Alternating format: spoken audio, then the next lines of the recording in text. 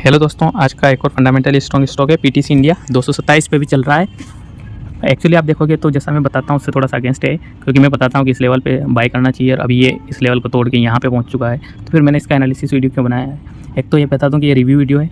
जो पहले हमने 83 पे स्टॉक खरीदा था वो 83 से बढ़कर यहाँ पे मैं आपको बताना चाहूँ तो जब पुराना पोर्टफोलियो शेयर किया था आप लोगों के साथ तब 83 पे स्टॉक था, वहाँ से बढ़कर अभी 227 पे पहुँच चुका है। तो एक तो ये चीज़ है कि जब 83 पे यानी बिल्कुल इस लेवल पे था तब हमने वीडियो बनाया था। जिन लोगों को वीडियो नहीं मिल पाया उन्होंने सब्सक्राइब नहीं किया था, बेल आइकन नहीं दबाया था, तो उनको उस टाइम पे वीडियो मिल नहीं पाया। लेकिन अभी क्या है, अभी ये कंपनी अभी भी बहुत अच्छा परफॉर्म कर रही है। बस ये है कि ये वापस यहाँ तक ज़रूर आ सकती है कंपनी। इस चीज़ के लिए मैं आपको पहले से बता देता हूँ, क्योंकि थोड़ी सी हायर चल रही है, बट ऊपर कितनी जा सकती है उसमें कोई डाउट नहीं है, ऊपर बहुत ऊपर तक जा सकती है। तो हमने जिस लेवल पे ख़रीदा था या शेयर किया था आप लोगों के साथ 83, वो बहुत अच्छा सपोर्ट था। उससे नीचे जाने की तो बहुत कम ही उम्मीद है। क्यों कम उम्मीद है मैं आपको बता देता हूँ। जब हमने 83 पे ख़रीदा था तब इसकी बुक वैल्यू 173 पे ही चल रही थी। 173 पे इसकी बुक वैल्यू चल रही थी और हमने कब ख़रीदा था 80, मतलब आधे से भी कम प्राइस में, आप समझ लीजिए।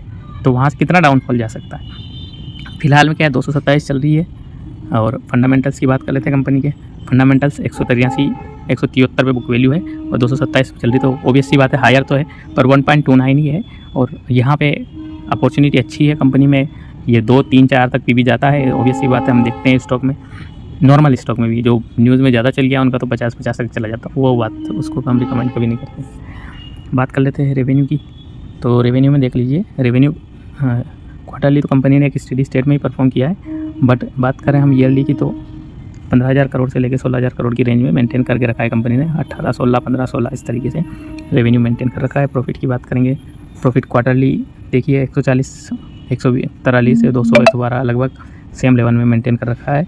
लास्ट क्वार्टर में थोड़ा सा डाउन आया है। और ईयरली की बात करेंगे तो ईयरली में भी 400-500 करोड़ के आसपास ही लिया है।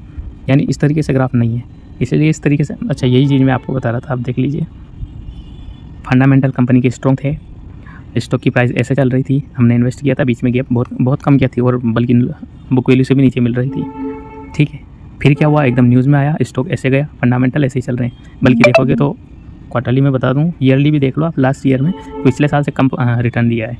और क्वार्टरली में तो देख लीजिए पिछले 2 क्वार्टर में कम रिटर्न दिया है। फिर स्टॉक को क्या हुआ कि अचानक से बूम हो गया यहाँ से। देखिए पिछले 2 साल 22 के बाद 24 में 2 ही साल में बूम हुआ है और 2 ही साल में प्रॉफिट कम हुआ है। तो वो अपने आप बुक वैल्यू पे चलता है, न्यूज़ की वजह से बूम हुआ है, क्योंकि वो ऑलरेडी अपनी जो कैपेसिटी है उससे बहुत लोअर चल रहा था, इसलिए ऊपर आना ही था थोड़ा सा पॉजिटिव। वो कहते हैं ना बारूद में आग दिखाने की ज़रूरत है, बस वैसा ही कुछ सीन देख लीजिए यहाँ पे। अदर बात कर लेते हैं फंडामेंटल्स की। तो अदर फंडामेंटल्स की बात कर लेते हैं। देखो सबसे पहले तो मैं बता दूँ कि मैं बहुत ज़्यादा इसको रिकमेंड नहीं करूँगा शेयर को, क्योंकि हायर लेवल पे चल रहा है। ऑब्वियस सी बात है, मुझे खुद को लग रहा है कि हायर लेवल पे चल रहा है। नेट प्रॉफिट मार्जिन भी 3, 3.5 के आसपास मेंटेन किया, यानी बहुत ज़्यादा नहीं है। अर्निंग पर शेयर 14-15 की है। अगेन डिविडेंड की देखेंगे, डिविडेंड 4 से लेके 7.80 तक दिया है, तो डिविडेंड के लिहाज से ठीक है। बैलेंस शीट की बात कर लेते हैं। टोटल असेट देख लीजिए यहाँ से लगातार सही चले थे, इसमें कम हुए, मतलब प्रॉफिट भी कम हुआ है, टोटल असेट्स भी कम हुए, सब कम हुए, पर शेयर प्राइस ऐसे गई है।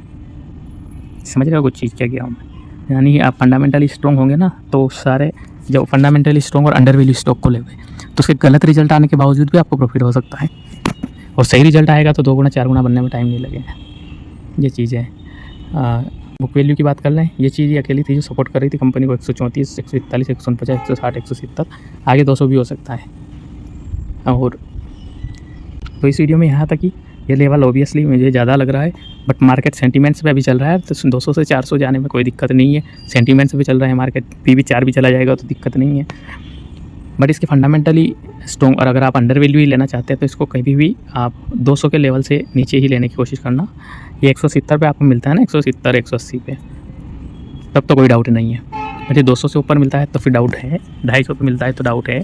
अब ये ओवर वैल्यूड है, बट लॉन्ग टर्म के लिए लेना चाहते हो तो ये बुक वैल्यू 170 की अगले साल 200 पे ऑब्वियसली जैसा परफॉर्म कर रही है आ जाएगी। 200 पे जब आ जाएगी तो 227 आपके लिए महंगा नहीं रहेगा। तो लॉन्ग टर्म के हिसाब से तो महंगा नहीं पड़ेगा, बट अभी शॉर्ट टर्म है या एक्यूमुलेट करना चाहते हो तो इसको नीचे आने का वेट करना चाहिए, या फिर 1-2 शेयर लेके मतलब कम क्वांटिटी में लेके रख सकते हैं। जब ये 200 तक आएगी तो और क्वांटिटी बढ़ा सकते हैं। जब क्वांटिटी बढ़ाएं तो इसका प्रॉफिट रेशियो भी एक बार देखना है कि कहीं फंडामेंटल्स में कोई दिक्कत नहीं आ जाए। मैं आप लोगों के साथ सारे वीडियो शेयर करता हूँ, फंडामेंटल एनालिसिस कैसे करनी है ऑलमोस्ट सिखा ही रहा हूँ। तो उस तरीके से आप इन्वेस्ट करने से पहले एक बार ज़रूर देख लेना, उसके बाद इन्वेस्ट करना। तो इस वीडियो में यहाँ तक ही, धन्यवाद।